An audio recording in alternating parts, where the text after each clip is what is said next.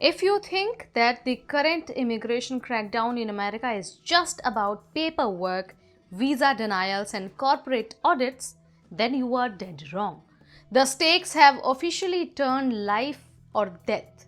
A massive controversy has erupted in Houston, Texas after ICE agents shot and killed a 55-year-old immigrant right outside his home during a routine morning enforcement operation.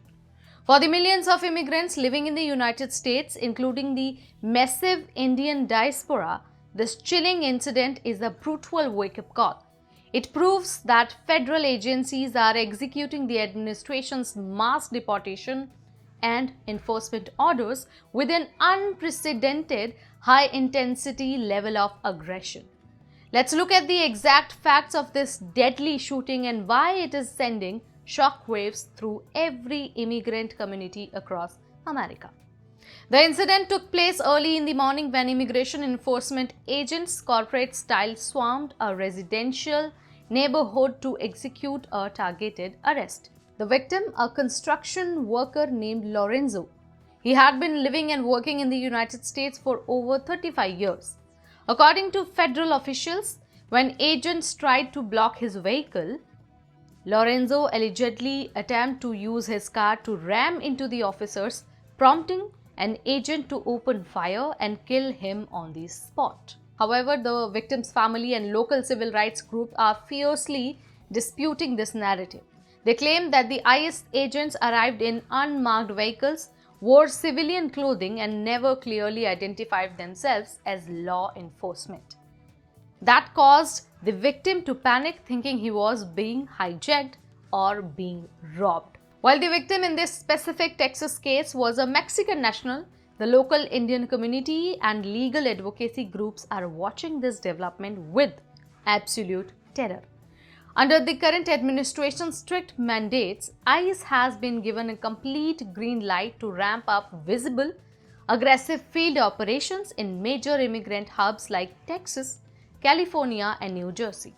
For the thousands of undocumented Indians currently in the US or even those facing minor visa complications and technical status violations, the fear of running into an unmarked federal operation has skyrocketed. The fact that an enforcement stop can escalate into a fatal shooting within seconds shows that the margin of error for any immigrant interacting with federal authorities is now zero.